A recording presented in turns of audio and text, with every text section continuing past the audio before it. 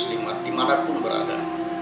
Pada kesempatan ini inginlah saya mengingatkan kita semua bahwa di 17 April 2019 nanti tidak hanya ada pemilihan presiden, tetapi juga ada pemilihan legislatif, anggota DPR RI, DPRD Provinsi, DPRD Kabupaten Kota, dan DPD RI.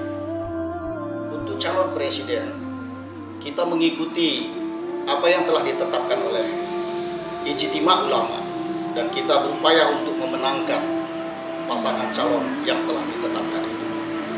Tetapi pada kesempatan ini, inginlah saya secara serius mengajak kita memikirkan dan bekerja keras untuk merebut kursi DPR RI sebanyak-banyaknya. Umat Islam harus mampu memenangkan pertarungan merebut kursi DPR RI. Oleh karena itu, yang ingin saya sampaikan adalah jangan terpaku hanya memikirkan pemilihan presiden, tetapi ayo kita pikirkan bagaimana supaya DPR RI itu kita menangkan. DPR RI ini mempunyai fungsi yang strategis dalam mengelola negara ini. Dari 3 lembaga negara tinggi yang ada di Indonesia, maka DPR RI adalah satu di antaranya.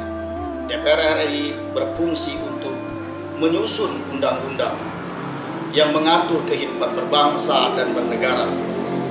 Kemudian DPR RI juga berfungsi untuk mengontrol jalannya pemerintahan sehingga pemerintahan ini berjalan sesuai dengan apa yang telah digariskan oleh undang-undang kita. Selain itu, DPR RI juga berfungsi untuk menyusun anggaran pembangunan dan alokasi pembangunan di Indonesia. Oleh karena itu, sekali lagi, fungsi DPR RI sangat-sangat strategis dan itu harus kita menangkan. Saudara-saudaraku kaum muslimin dan muslimat, andai kata DPR RI kita kalah di 2019, maka sekalipun presiden yang kita usung menang, maka tidak ada jaminan bahwa umat Islam akan berubah nasibnya. Sebab boleh jadi di DPR RI presiden akan terhempang gerak langkahnya oleh DPR RI karena tidak bersesuaian dengan kemauan dari presiden. Oleh karena itu, undang-undang yang akan lahir pun akan tidak bersesuaian dengan hajat kita sebagai umat Islam. Undang-undang ini tidak akan bersesuaian dengan nilai-nilai yang kita miliki. Apalagi kalau nanti presiden yang kita usung justru kalah, maka nasib umat Islam akan semakin runyam ke depannya. Kalah di presiden, kalah di DPR RI, maka kondisi umat Islam semakin terpuruk dan nilai-nilai Islam akan semakin menjauh di negara ini. Ingat bahwa DPR RI itu adalah arena pertarungan. Sekarang saja pun orang sudah berteriak-teriak untuk menghempang semua yang berbau syariat Islam. Oleh karena itu, sekali lagi saya mengajak kita secara serius rebut parlemen, rebut DPR RI, menangkan umat Islam, menangkan partai-partai Islam.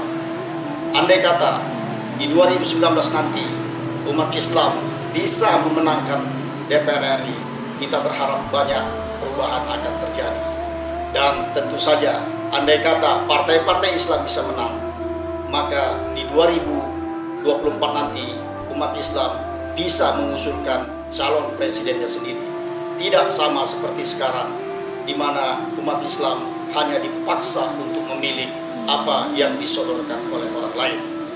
Oleh karena itu, kepada pimpinan-pimpinan partai, para aktivis partai, saya menghimbau kita semua supaya bisa bekerja sama memenangkan partai-partai Islam, mengirim petarung-petarungnya, memenangkan petarung-petarung Islam, mengirim ke Senayan sebanyak-banyaknya.